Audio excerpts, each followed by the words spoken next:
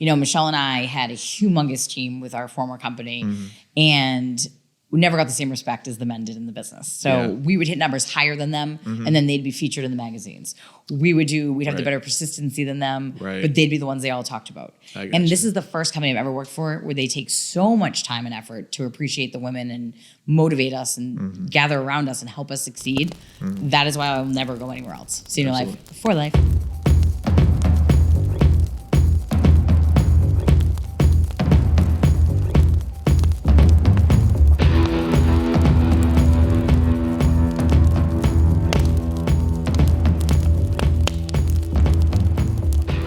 Thomas Roach, Director of Marketing with Senior Life Insurance Company. We're at the beautiful home office in Thomasville, Georgia. And like always, we are all fired up. Today, we have a very special guest, traveled a long way. Ladies and gentlemen, my friend Jill. Jill, how are you doing today? I'm great. How are you? I'm doing great. I appreciate you joining us today on the podcast. So you're with the Riley Life Group, and you and your business partner, Michelle, I guess kind of, because I don't know that whole story, kind of explain like how long you've known Michelle and how long you guys have been working together, I guess. We'll start like how you guys met, I guess. This is a good story. So we've known each other since we were children. We met around 10, 12 years old and have worked every job together since we were that young. I mean, wow. I'm not even going to say where we started because it's a little embarrassing. But no, we started working at like McDonald's in high school together and literally just worked our way up and got into the mortgage business together, got into insurance together, and have always worked every job together. So you guys met as kids. Yeah, absolutely. And it just continued for your entire lives at this point. Yeah. We fight like sisters, but it works. Right. So what, I guess, because for me, I would think being in actual business with a friend, because you guys are a partnership, your agency is together. So how does that kind of dynamic work? Because for me, I feel like, I don't know, with my friends, I know a lot of knuckleheads. For me, I feel like it wouldn't work as well, or I may have some frustrations. How do you guys deal with things like that? Like just whenever you bump heads and things? The good thing with us is we don't work in the same office. Oh, well, that has been one thing that we have found through the years because we used to, and it was just, that was never going to work. We're very different personalities. Okay. She's bad cop, I'm good cop. I'm not good at the mean stuff. I'm just like, but don't tell her I said that. But no, honestly. So, she handles like leads and the back end and the finances and all of that of the business. I do the recruiting, the training, the hiring. Okay. So we've separated roles. And I feel like that must be why it works so well. I got you. Because we both have different things that we do for the business. Was there anything or any time or an example of why you guys needed to do that? Any time like early on where something happened and you guys, was it like a conscious decision or did it just kind of naturally happen? Oh, it was a conscious decision. So what happened with that? We were working in a room about the size of this, when we first started, and it was the two of us and we'd both be on the phone. We're both loud. We're Boston girls. So it was a lot of like the noise factor, but it was also, she has her way of doing things. I have my way of doing things. Right. And when we both are just shooting ideas at each other, it gets overwhelming. And it winds up turning into, sometimes a little bit of a tiff. Okay. So we decided if we both just like write everything down and then address it later on. And we have a specific day of the week that we meet and we just go over everything. It works a lot better. So there's a specific day where you handle all those things. Yes, absolutely. Everything. That's wonderful. So kind of explain to me, because I don't know the full story or the full scope of how you know Josh and how you guys came to know each other. Yep. So we've known Josh about 15 years. Okay. We were in the mortgage business. Of course, Michelle and I together. And Josh was actually my boss in one of the offices I worked in. Right. And when the mortgage market crashed in 2008, we all didn't know what we were doing with ourselves. Right. And Josh got right into insurance. And I kept saying, nope, I want nothing to do with it. Don't tell me about it. I want nothing to do with it. Because, you have that image in your head of, the typical insurance agent, how it used to be. Right. And I wouldn't listen. And he kept calling me every month. Jill, just come on the road with me for a day. And I'd be like, no, I don't want to be an insurance agent. Right. Come with me on the road. Finally, I said, Josh, if I go on the road with you one day, will you never call me again and talk to me about insurance? Right. I went on the road with him. He made $1,800 at the first sale. And I was like, wait, how do I get my license? How do I go about doing that? And that just changed everything right then and there. It was that simple, just seeing what he could do in such a short period of time. One appointment. I was like, I can do this. Okay, so just you went in with the confidence, because a lot of people, I wonder when they go from kind of one industry to final expense, that it can be kind of a scary thing. And I've never worked with mortgage stuff. I don't know how that all works, but it's still, I assume that there's differences. So just with your huge confidence level, is that how you manage to adapt pretty quickly? Or I mean, the funny thing is life insurance is so much easier than mortgages. Okay. With mortgages, you're only as good as your last month. You don't carry anything over. So you don't have the renewals. You don't have the lifetime income. Right. You only have what you did last month. So that was something that I really appreciated immediately getting into insurance. The other thing was insurance. I'd close a deal, I'd submit the paperwork, and I was just done. And with mortgages, you're chasing after people. You're getting more documents. You have to get the appraisal, the title, the deed, the this, the that. Right. And you're counting on 40 people to get paid. Where here I was counting on me. And I knew the amount of income I could make and how much happier I would be knowing I was in control of my income. There you go. So Josh makes the transition into final expense and you guys join him. I joined him. You joined him. Yeah, Michelle still was not going to listen. Okay. So it was about 6 months later that Michelle finally wanted to come on board, and she came on board too. What do you think was her moment or her aha moment that made her want to come on board? I think she saw how happy I was and how much it was really an industry that I kept saying, this is the next mortgages. This is this is the next big thing. Right. And we're talking back in 2008, and it was like we were super excited to find something new to get behind. So how long have you been with Senior Life now? About a year. About a year. Coming in with Josh was at a previous company, and you were as well. Yes. So with that, what are some of the differences? Because I heard that you were very successful at your previous company. Yes. Why would you even want to make a change? I feel like if somebody's being successful, there's no reason to really go somewhere else. What would make Senior Life seem, more nice for you? I mean, the biggest difference is Senior Life is like a family. Yeah. And where I was in the past, it was like everything was very hush-hush and closed off, and you couldn't meet the people that ran the company, and you would never sit with an owner and have a conversation or have dinner with the vice president and so on and so forth. It just never was a situation. We were on a President's Council trip one year, and no one hung out with us. It was just like you won, you had your own room, and everything was great. Right. And at the gala, they'd all stand in the front, and you could just say hi across the room. But it wasn't how it is here. At Senior Life, it really is a family, and that's, I think, the biggest turning point for me, the biggest reason I was here. Right. But also, Senior Life, they believe in us. It's not just we're not just numbers here. Right. I walk into a home office today for the first time, and everyone knew who I was. Yeah. And that's huge for me. Definitely. So is it really that different in the industry? Because I guess I don't want to say I'm spoiled, but I've spent my whole career with this company. Oh, you're spoiled. Okay, I guess so. I'm from Thomasville, Georgia. This is where I started working. I've been with the company over 12 years now. I don't know the inner workings of other companies. Is it really that big of a difference, especially in final expense, the family atmosphere and the company culture here? Absolutely. Yeah. A lot of and I've worked for many different companies. So the one major company we were with for 8 years, but besides that, I brokered for a while. So I saw several different insurance companies. Right. And there's a lot of shady things that happen. And I hate to say it, but there's no better way to put it. Right. You write a policy, and if you miss one chargeback and you don't pay it back, they take away all your renewals for life. Oh, wow. And they don't even let you know you had the chargeback. So there's a lot of things the companies just try to get money out of you. Right. And they really don't treat their agents like they're part of the company. They're more just, something on the side that helps them make business. Right. I could make a list. There's a lot of things with these other companies. Being a number, that's number one. Really low commission levels. Yeah. Or if they gave you high commission level, it came with no leads, no lead financing. Right. If you got financing, you never saw a check. Oh, wow. So, there's a lot of things I could write a book. Well, yeah. Speaking of leads, that's one thing, that we have an abundance of. That's a program, that we work really hard. Definitely shouts out to Wade and Melanie who are over all that. And it's really perfecting the things that Ron kind of created himself. Yep. But how important is that? That's one thing that a lot of agents think they can make their own leads. They think they have their own techniques. They can do this, they can do that. From you said 8 years experience plus your year with us in an almost decade-long career at this point, how important is it in final expense to have a lead source like that? It's the most important thing. Leads are the lifeblood of this business. Absolutely. So if you don't have leads, you have no inventory. And it's funny because Mitch said it this morning, but I always say, this is your business. It's like having a grocery store. Right. If you open up the doors to a grocery store and you have no food on the shelves, no one's going to buy anything. You're not going to make any money. You're not going to sell anything. Right. So you need to have inventory in order to have a business. And the leads we have here are super great quality. Yeah. A lot of companies cannot get TV leads. I can tell you that from the years of experience as well. Okay. I've only known one other company ever that's been able to get TV leads. Wow. We have Spanish speaking leads, which no one else could get for us all these years that we were looking for them because we have a big Spanish team. Yeah. And Senior Life has been able to provide all the different lead sources, the different levels of cost for people that want to start out with a Facebook or another lead source, right, and the consistency and the availability that we always have leads available for our agents. Yeah, definitely.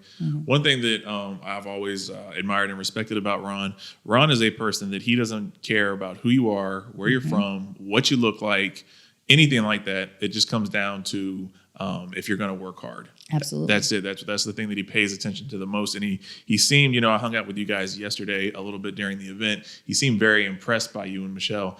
But sometimes in business, it can be a little bit of a uphill battle for women. Yes. I feel like maybe the stereotype for insurance is kind of an old man's game. There you go. But things are changing at this point, which is very, very good. Have you had your shares of battles or things like that you've had to struggle with as being a woman in an industry like this? I mean, absolutely. Yeah. And I can't even believe I didn't mention that when you just asked me the difference between Senior Life and other companies, because that was one of my biggest complaints ever. Yeah. Michelle and I had a humongous team with our former company, and we never got the same respect as the men did in the business. So we would hit numbers higher than them, and then they'd be featured in the magazines. We'd have the better persistency than them, but they'd be the ones they all talked about. And this is the first company I've ever worked for where they take so much time and effort to appreciate the women and motivate us and gather around us and help us succeed. That is why I'll never go anywhere else. Senior Life for life, because of that, for sure. That's awesome. What kind of role, I guess, were those, I guess, how do I want to say this? Were those some of the factors too coming on board? Because I mean, whenever you're with Josh and he's showing you how much money he made so quickly on that one outing, I mean, but it had to be more than that to want to come on board, right? Or was it just that simple after leaving a failing industry and then having a company you weren't happy with? Was it really just that easy? No. I mean, it took a lot. I mean, it was that easy once I got to that point because I'd already heard him been talking about it for, it was probably a year that he was talking to me before I actually went. It was about, the freedom to grow your own business, never being in an industry again that is based on the economy. Yeah. We had our best months ever when the rest of the businesses were going under. Yes. And during COVID, it proved to be the same thing. We just rolled right over and were able to do telesales. Yeah. Meet with our clients outside. There were just so many options that you don't find in those other industries or other companies. Yeah. And I know the other companies were struggling to try to find a way. Yeah. And this just worked. Yeah. So I think having a recession-proof industry was the number one thing to me. Yeah. Being able to make as much money as I wanted and not having to work as hard. When I was in the mortgage business, I was salary because I ran my own branch. Oh, wow. And it didn't matter if I worked till 1 o'clock in the morning, I still got the same check. Yeah. And my commissions were great, but I was only, like I said before, I was only as good as my last month. Yes. So you had to constantly be on. And there was no time to really train my team because I had to still be producing myself. Yeah. So kind of explain to me, because you touched on it briefly, as far as being a broker. Once again, my career has been here this whole time. So lucky you. I've never have experienced that in any kind of fashion. But a lot of people that come on board, that they have a similar history. A lot of people think it's great to represent so many different companies, whereas I feel like Ron's idea is always make it easy, make it simple. One kind of product, one kind of thing, one kind of focus, where, they have all these different companies as a broker. What was kind of like your experience with that? And kind of explain to me, I guess, the timeline. Did you do final expense and then the broker and back to final expense? Absolutely. So it was always final expense. Okay. But I did final expense direct for a carrier. Then I went a year, maybe 2. Right. Brokering, and then came to Senior Life. How did that year or 2 as a broker go? So when you're a broker, you're broke. I mean, people don't realize that, 140% of zero is zero. Yeah. People are so stuck on contract levels that they'll work for somebody forever, never see success. Yeah. But they won't come over here because they're afraid they have to drop their contract. And that, to me, is ridiculous. When you write out your mortgage check every month, do you write it out to a percentage or for a dollar amount? Right. I just want the money. Absolutely. I don't care about what percentage I'm getting. Yeah. I want to be with a company that believes in me, that believes in the agents, believes in the business, and is going to be here forever. Yeah. So that's more important to me. And being a broker also, it was crazy. So just myself and being in the industry as long as I have, if you're working with 30 different companies or 10 different companies, you walk into a house, you can't present anything yet. First, you have to gather all the information from them. You can't even tell them anything about you or what company you represent. Then, once you find out all their health conditions and their meds, there's a chart that's like the size of Texas that you have to line up. Okay, so they have this health condition, they're this age. Oh, no, but they take this medication. It was like a puzzle trying to figure out what anybody qualified for. Right. When I did my first Slice application, I was like, this is it? Yeah. They tell me what it qualifies for? Yeah. I was done. That was it. That was it. I canceled all my other contracts immediately. I was like, see you later. So tell me, like, kind of explain to those out there, because a lot of companies still use paper apps, or they have like a fillable PDF that they claim is some kind of an app or something like that. Yes. How much of a game changer do you feel things are like Slice and leads the way? I mean, game changer all the way. Yeah. I was doing one company I was brokering for had a 27-page application. 27 pages. And I'd be in a house and, you sell the husband, the wife, the kids, the grandmother, whoever it is. You're filling out 27 pages for every single member of the family. 150 pages. You could be in there for 5 hours. Wow. And everything still had to be faxed in. You'd have to take a picture of the check, or you'd have to send it in via the regular mail, and it would take forever to get paid because you have to wait till everything gets received. Right. It was horrible. Yeah. And like you said, the technology has just made it so easy. Mm-hmm. You're entering it in, it's carrying information over for you, so you don't have to keep inputting the same information over and over. Right. And on that second part where you can add like the legacy members and then it carries all their information over, makes it even easier. Just like you're already in the next application. Yeah. So just makes life a lot easier. So for yourself, because I've never heard anybody say they wanted to be an insurance agent when they grew up. And I know whenever we interviewed Josh on the podcast, like he was like going to be like a firefighter at one point. I know we had Dan on the podcast and he was like going to be like a priest or something like that. Like, and he did military as well. Mm-hmm. So what about you? Like whenever you were younger, you said y'all like first jobs were even at McDonald's and everything, but like what were some of your aspirations when you were younger? As a child, this is a weird one. I wanted to be a fashion designer. Okay. I don't know. It was out of nowhere, but as a child, I was obsessed with it. Yeah. My parents had to buy me like colored pencils and books, and I would just draw all day long fashion design. Oh, wow. But never really moved forward with that. Right. That was never something that went any further than that. Yeah. I did always know I wanted to own my own business. Okay. That was something that from the beginning. Yeah. I didn't want to work for somebody else. I hated working for other people when I did. Right.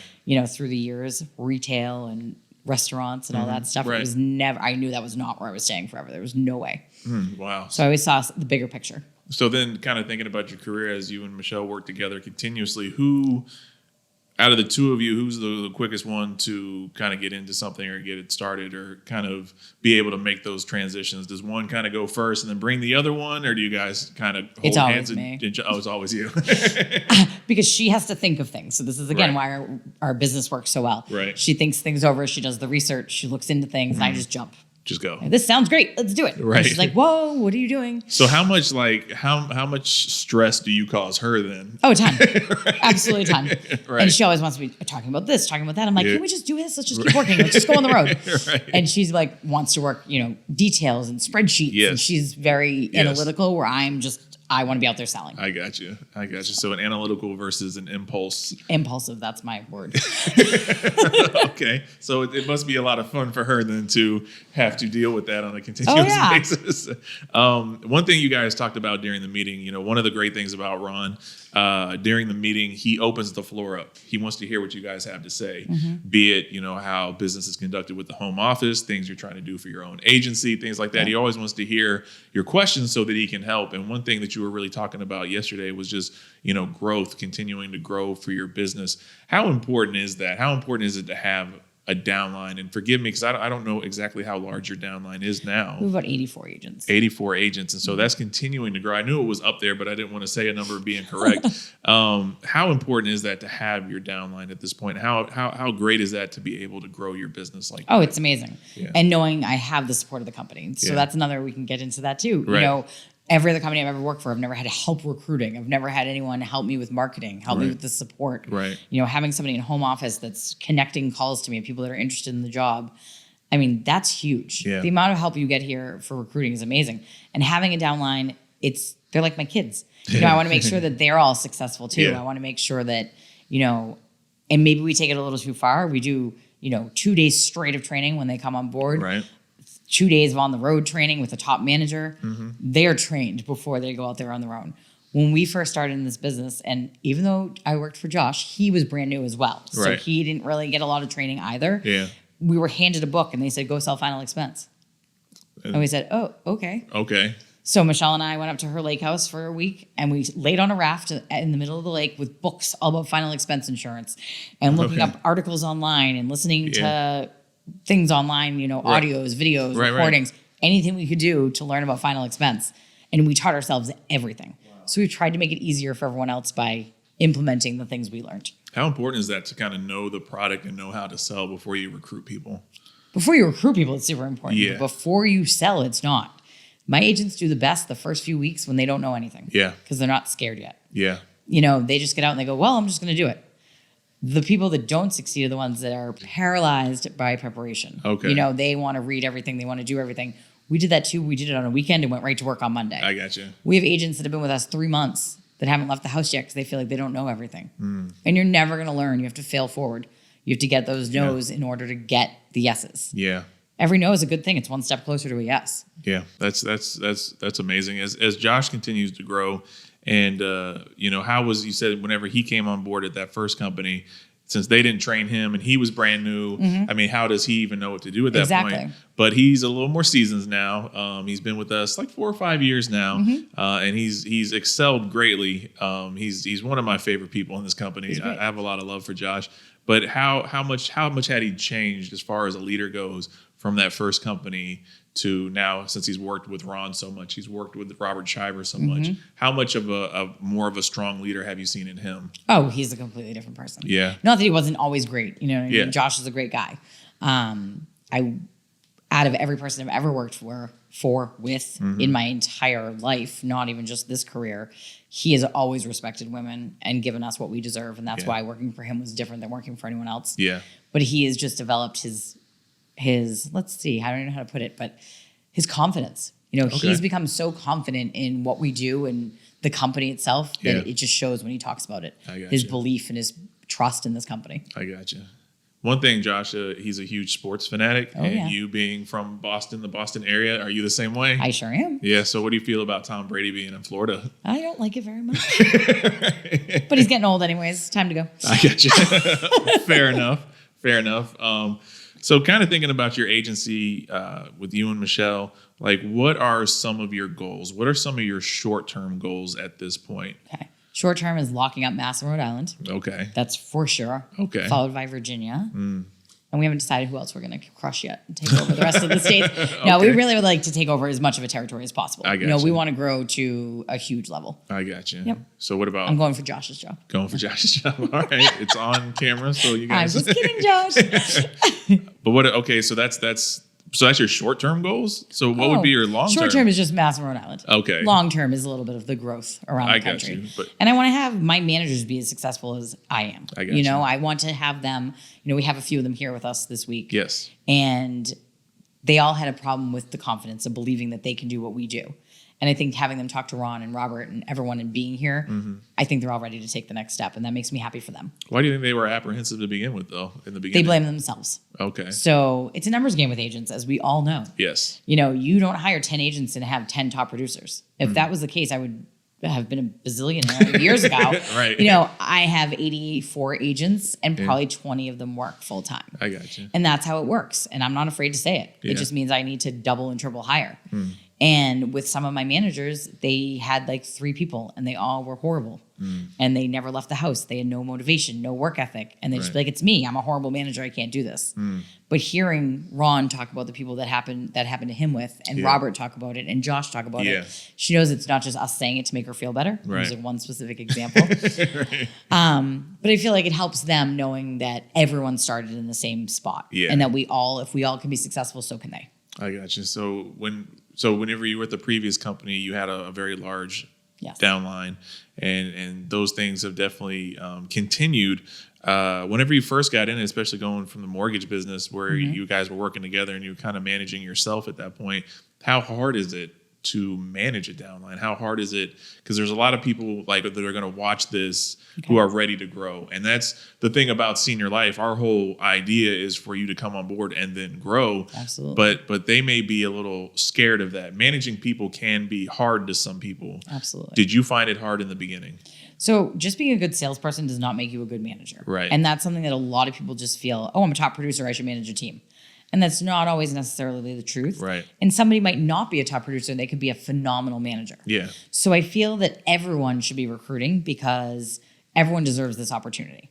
So even if you're not ready to build a team yourself, Right. you should always be talking about senior life. And like we say, be a billboard for the company. Yeah. Because there's so much opportunity for our friends, our family, our neighbors. That's not fair that they don't know about it. Right. So if my team, I always tell them, if you bring somebody on, let me train them. Bring them on. I'll train them. I'll support them. I'll do whatever you need. When you're ready to manage, I'll move them onto your team. Yeah. So I don't think anyone should wait to start. Yeah. I think, have your confidence, believe, and let them know what you do every day, and let them decide. Yeah. And bring them to me or whoever your manager Yeah. is, and let us do the hard part. Yeah. It's not easy. I mean, running a downline, I'll be honest with that. It's not the easiest job I've ever done. Right. You have to manage everybody's personalities differently. Yeah. And when you have a large team, it's hard sometimes. Yeah.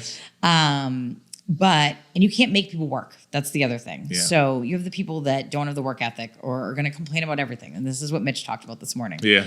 The leads are awful. The company doesn't approve anything. Right. Nobody answers the phone. Nobody will answer their door. Right. If you're going to come up with excuses, you're never going to be successful. Right. So you have to decide you want to be successful. If you decide to have that success, it will work for you. So anyone that's thinking about becoming a manager, thinking about having a downline, start with one agent. See how you do with that. Right.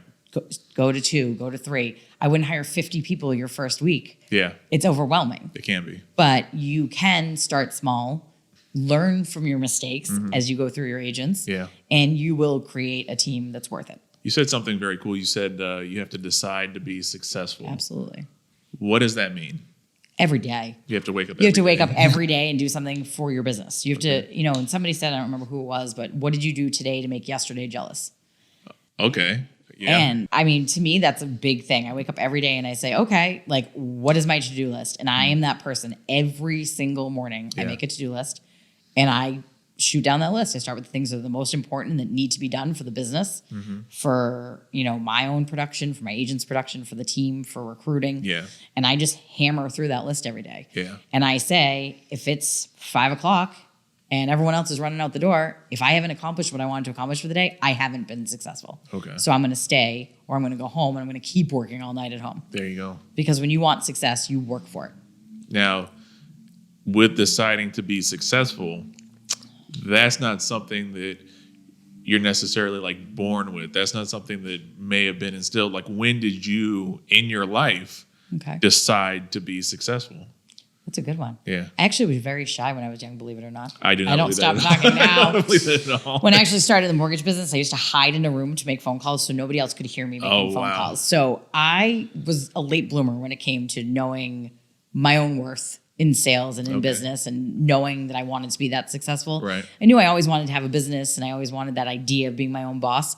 But I think I've gone to a lot of like growth seminars and wealth seminars and read a lot of books and watch videos. And I'm all about, promoting myself and self-help books, Yeah. I think it's so important. Like we say, surround yourself with other successful people if you want to be successful. Yeah, definitely. I do it constantly, with friends that I hang out with, but I also expose myself to those other outside resources. Okay. But when was that? When did you decide? When did I decide? I see. Okay, that's the journey that got you there. And so I was super successful in the mortgage business as well. So as you were quiet in the closet. After I was quiet in the closet, I started out as just a sales assistant. Okay. And I started seeing how much money all the mortgage people were making in sales. And I said, I could do that. There's got to be a way I can do that. And then I sat in a closet and made my calls where no one could hear me. And I built my way up to an account executive, to a senior account executive, to a branch manager, and just kept working my way up. Right. And that's when I realized I don't like this glass ceiling. I want more. And that was when I really decided I wanted to be successful. Right. So I think the mortgage business started it for me, but when I got into insurance, it was like, that was it. So I knew that was my path. So with the transition, you didn't have to redecide to be successful. You already knew. But like I said, every day, you have to redecide every day to be successful because we all have bad days. I mean, I live in Boston. You could have 10 feet of snow outside and not want to leave your house. That's but very true. You do telesales. Yeah. Or, your kids are sick or there's always something. If you want to have an excuse, you will find one. I got you. And another one of my famous lines that Josh loves is you can make excuses or you can make money, but you can't make both. But you can't make both. No. That's very true. That's very true. Yep. So where do you see the future of your agency? Where do you see the future for your agency and senior life? Let's see. Definitely want to be doing $1 million a month. Yeah. That's for sure. Definitely. That's my goal. I'm sure we'll get larger from there. But, Right. $1 million a month is really like where I see everything getting to with what we're doing right now. And having a team of all mostly successful agents, I can't say all because that never will be the case. Right. But I want to get to a point where I'm streamlining it. We're not letting those people stick around for 6, 10, 12, 24 months that are writing a piece of business a year. Right. That's just the time wasters. You have that, and Josh mentioned yesterday, you have the energy suckers and the energy givers. The people that suck your energy are going to take up 85% of your time if you let them. Yeah. So that's something, me being so nice and not being able to be mean, I feel bad for everyone. They give me the excuse. I'm like, oh, well, but their kid was sick. Oh, they had a hangnail. And Michelle's like, they're done. You said hangnail? Yeah. Oh, you should hear some of the stories we've heard. I've had people fall off ladders. I mean, everything you can hear. Right. But, again, it's making excuses. And I need to toughen myself to grow. And I know that. Having Michelle's great because they have that balance. Yeah. But I think that's what I need is I need to, we're going to streamline this. We're going to trim the fat, get rid of the people that don't really want to be here. Right. Because I feel like if we want to stay a family, we want to grow, we all have to have the same goals. There you go. There you go. So anybody that comes on the podcast, I want to make sure that we cover everything. So is there anything that you want to touch on or want to say before we get out of here today? I think we pretty much addressed everything. We covered everything. Yeah. Well, thank you so much for joining us today. It's definitely been a pleasure. I appreciate you taking the time because I know you traveled a very long way to be here. And I really hope that the event that Josh and Robert Shiver and Ron held this week really helped you. And like I said, I was there whenever Ron was just giving it to you straight. It was amazing. About some certain things. And I'm really excited to see how those things benefit you in the future. And I know that, like you said, when you showed up for the first time at the home office, so many people already knew who you are. It was great. Because I feel like that you are definitely a shining star, and it's definitely it's very bright as soon as you walk through the door, and so that's why it was so easy to recognize you for so many people. So thank you very much. Thank you so much for joining us on the podcast today, and like we say on every podcast, it's senior life, all your life.